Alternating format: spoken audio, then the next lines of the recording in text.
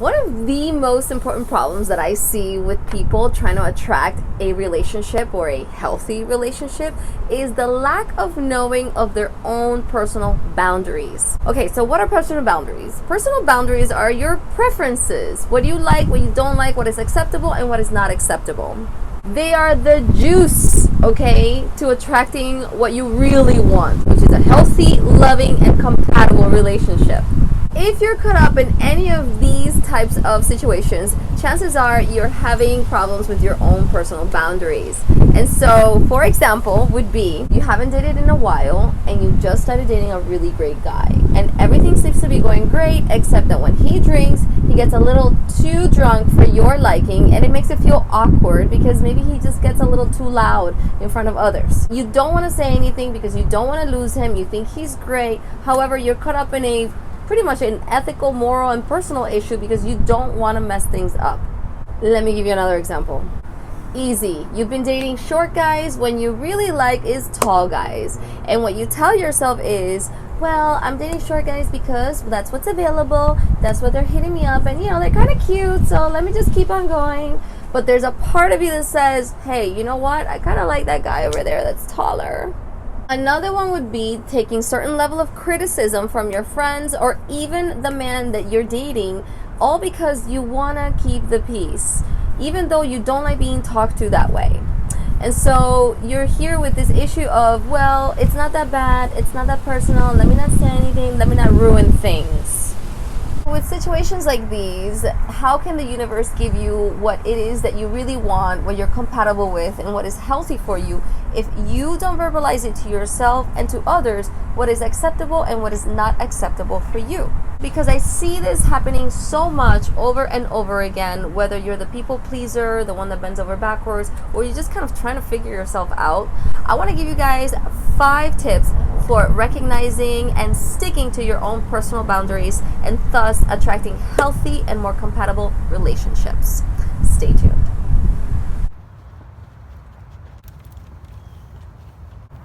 But before we talk about boundaries, let me show you my new favorite place. Okay, are we ready? Let's go. Yes, you're so ready.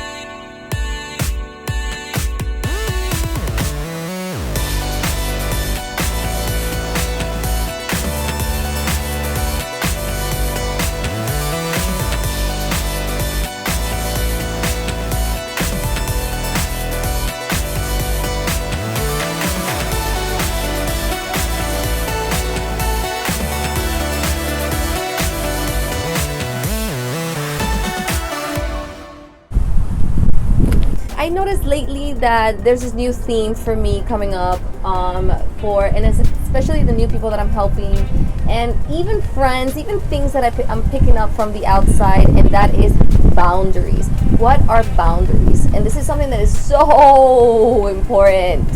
And this is the part where everybody gets messed up. But okay, I'm not gonna keep rambling. I really want to get to the 5 tips, and then I'm gonna get deeper into them as I go. Okay, so tip number 1, know how you feel, admit to how you feel, and express how you feel. Feelings are key when it comes to knowing your own personal boundaries and creating them for yourself and for others. But you first have to know how you feel. The second, you have to admit to yourself how you feel. Many times we don't like to admit to ourselves that we feel abandoned, that we feel insulted, that we feel disrespected. And another thing is that admitting to yourself doesn't mean that this person is really disrespecting you. Admitting to how you feel has everything to do with what feels right for you. And it's okay if you feel shame. It's very important for you to even go through the different motions and then talking to your partner about it. And that brings me to number 2. When something doesn't feel good, when you actually admit to yourself and express to yourself, when you actually do number one, which is express, admit to yourself how you feel. When you come into number two, which is verbalizing to your partner how you feel, it's very important the approach that you take. In other words, do not involve your emotions. Make sure that it's very important for you to feel the way that you feel, release any grief or pain, and when you come to your partner, you come to them with a clean slate. No pointing the finger or no insulting back. Remember, people are not going to know your own personal boundaries. So it's so important for you to not bring emotion into the equation, especially if it's like the first or second time that is happening and you haven't verbalized the fact that you don't like this. Before you approach the situation, you have to talk about how you feel. You have to kind of put a little script in mind and say, when you did this, I felt hurt. Or I felt hurt the other day when you talked about so and so and so. Ask what is their own perspective in return. What were their intentions? This brings me to number three. And number three is you're gonna have to learn what it means to be patient as far as approaching your partner. Why? Because at times you're gonna have to figure out when is the best time to talk about a sensitive subject for you or a sensitive subject for that person in the matter. And so number three is all about finding the right time and not just blurring out your emotions and knowing when is the best time to approach the situation. Also make sure you don't take too much time in taking care of the situation and brush it back. Because what happens is that it's going to happen again because you're not verbalizing your own personal boundaries and preferences and feelings. This is going to define your emotional intelligence. If you can learn to wait for the right time, and the right time, there's never truly a right time, but it's about understanding to not let it pass for too long and not let it happen too soon when everything is still heightened, when emotions are still heightened. Number four is actually crazy important, especially if you are single. Make a list about your own personal boundaries. Basically, is you're gonna make a list of the things that people do, whether in relationships or in friendships, that feel good. What are the acts of love and service? What is your love language, you can say, but what are the acts of love and service that feel good to you, whether it's to receive them or whether it is to give them, or vice versa. You want to make a list of what feels good, and then you also want to make a list in your past friendships and your past relationships of what does not feel good.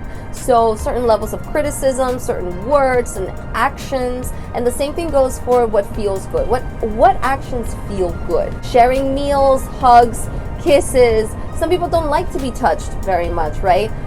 Maybe you like it or maybe you don't like it. So it's very important for you to kind of balance those two things out on paper. This is what is called learning your truth. When you learn your truths, and sometimes many times we have to write them on paper. I like it when people do this. I like when people do that. I don't like it when people talk to me this way or do certain things. Like sometimes we really have to see it right there so we can realize how important our personal boundaries are. It could be people talking over you that you don't like. It could be loud voices that you don't like. It could be competition that you don't like. It's very important for you to state that and write that down so you know that these are the red flags for you of preferences that you are not in favor of. And number five is expressing your truth. Expressing your truth will only come when you actually feel and understand what your own personal preferences or boundaries are. Expressing your truth also comes from the inner knowing, okay? This comes from the inner knowing that if you express your truth, this is who you are, and you know that you will be accepted. And you know that if this person is going to be out of your life because you express your truth, there is also an inner knowing that the person is just not for you. Number five, I probably have to say that is the hardest one to practice, because when we start getting to know our personal boundaries, not everybody is going to respect them. And so number five bites us in the ass because we think like, oh my God, if I express my truth, if I say something, I'm gonna get fired or I'm gonna get dumped or whatever it is, we're gonna lose, in other words. But the truth is that we live in an abundant world and an abundant universe. And there is always somebody out there for you. There is always somebody out there as far as bosses. There is always somebody out there as far as own personal relationships and healthy, compatible people that will appreciate your boundaries. But you're never gonna really attract that if you don't verbalize it both to yourself and to others and stick to it. This is why I really wanted to make this video today. It's really awesome being in a new relationship and actually learning about my own personal boundaries and his own personal boundaries. And then not only that, but seeing other people. Oh my God, that's hilarious. See, it's not, well, yeah, I guess it's very eye-opening seeing other people and their problems, and it really comes from a very lack of boundary. And when we don't know our boundaries, we don't know our self-worth.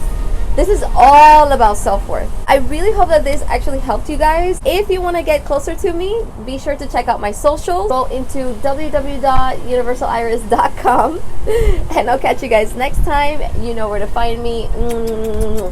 Bye.